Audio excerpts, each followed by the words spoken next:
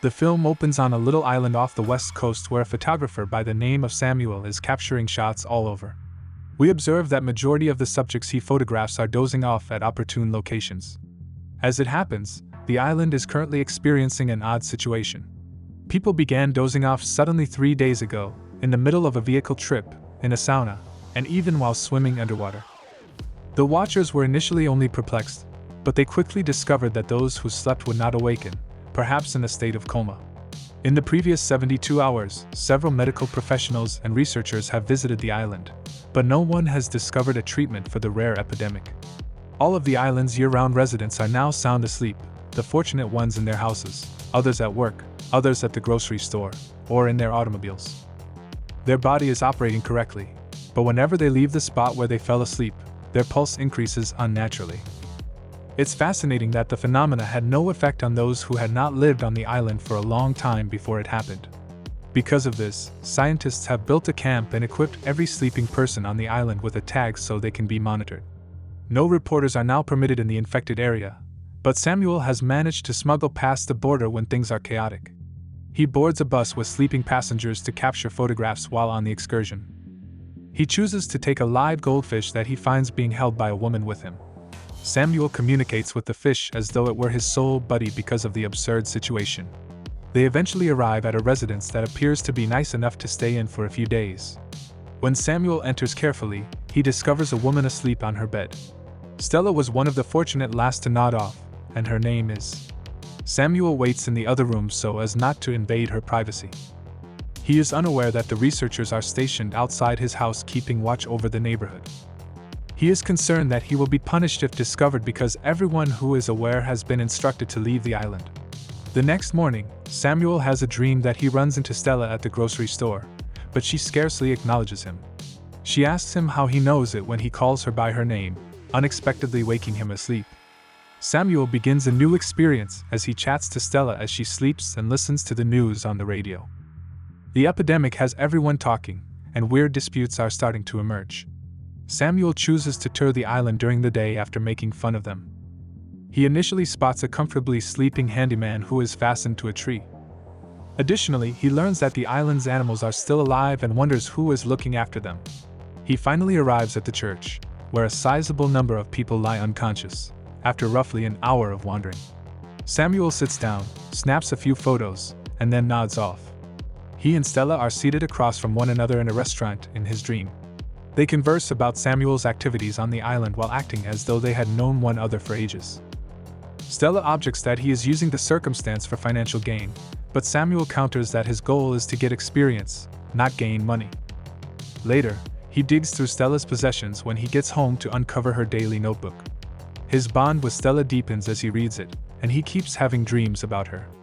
She reveals to him that she was among the final people hit in the dream. Her piano instructor, who was dozing off in the middle of a lesson, was the first person she noticed going unconscious. Stella responds that she was more puzzled than she was terrified when asked whether she was afraid. When the physicians and researchers arrived, they only learned that the patients shouldn't be taken from the locations where they fell asleep. Stella finds it amusing that if she gets out of bed, there's a risk her heart would burst.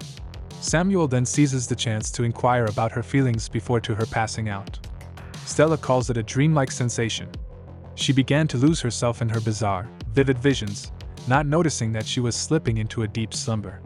The scene shifts to the following day, as Samuel embarks on yet another journey. This time, he visits a new neighborhood and finds a vehicle loaded with balloons.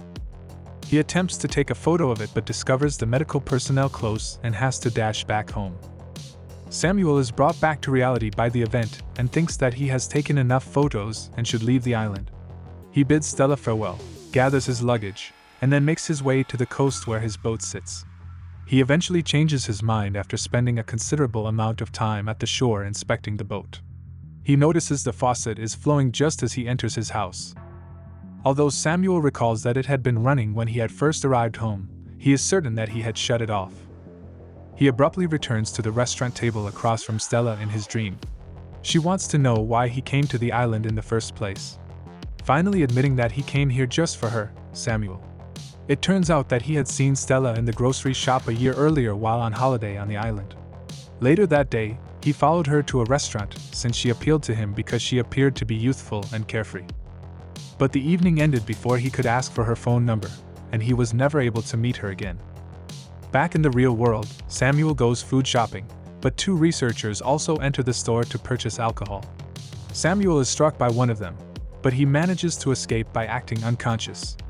After they go, he happily goes shopping for necessities and even pays the cashier who is still asleep before carrying the items home. After that, he wanders about Stella's home, looking at her possessions and contemplating what kind of person she would be. When he discovers a tape recorder in the attic that includes recordings of the list of her favorite items, he strikes gold. The more Samuel listens to the list, the more enamored he becomes, even if it contains strange items like the sound of a typewriter, headless Barbie dolls, and flamingo floaties. Stella lists driving on the beach as one of her favorite activities, so Samuel imagines him and Stella going vehicle shopping outdoors for a trip to the beach. He fears taking from individuals who are fast asleep, but Stella persuades him that they are only borrowing it. They quickly settle on a vehicle they want, then they break into the owner's home to retrieve the keys. Stella's independent personality appeals to Samuel, who begins to doubt if she is merely a figment of his vision. Later, when he wakes up, he hears a vehicle outside and sees two medical professionals entering the home for a weekly checkup. Just before being discovered, he quickly gathers all of his possessions and hides in a closet. The employees examine Stella for any anomalies before leaving shortly after. The rest of the day is spent with Samuel talking to Stella as he is lying next to her bed. He enters the attic once more the next day and plays the second segment of her tape. This time, she discusses the things she despises and admits that she feels vulnerable and alone. Samuel wishes he could do something to cheer her up, but he is unable to do anything. He enters his fantasy once more and begins conversing with her. The pair discuss soulmates, and how each person has one. Stella rejects Samuel's claim that they may be each other's soulmates. Samuel ultimately makes the decision to leave the island because he no longer has a reason to stay there after returning to reality. He gets halfway to the pier but finds it difficult to part ways with Stella. He goes back home at night and uses Stella's stash to get high while having dreams about them smoking together. He sets out on a mission to do everything on Stella's list of things she likes starting that day. For the same reason, he cooks lasagna and sips beer from a wine glass. When inebriated, Stella shows up in his nightmares and is enraged by his failure to leave her alone.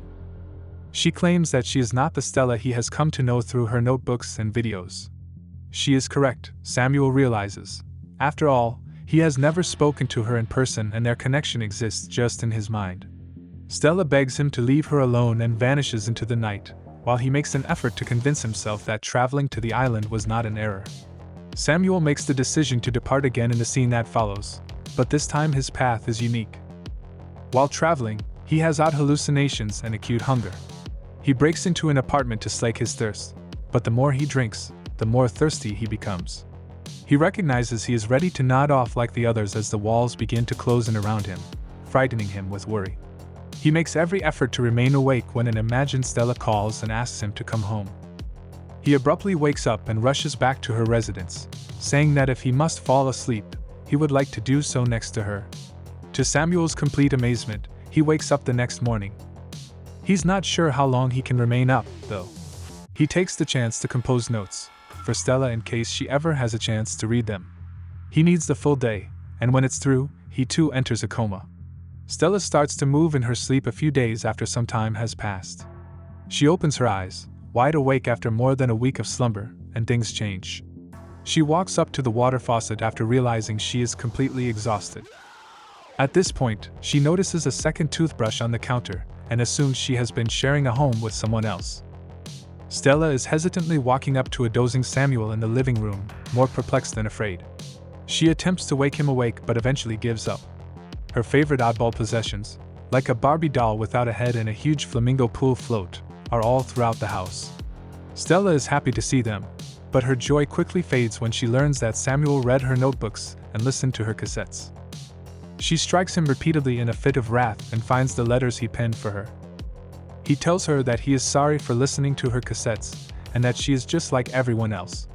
He reassures her that it's good to feel lonely and to fortify her defenses, but he urges her to be authentic. Stella is overcome by the notes, as she discovers that the stranger in her home is completely familiar with her and that she too feels as though she has known him for a very long time.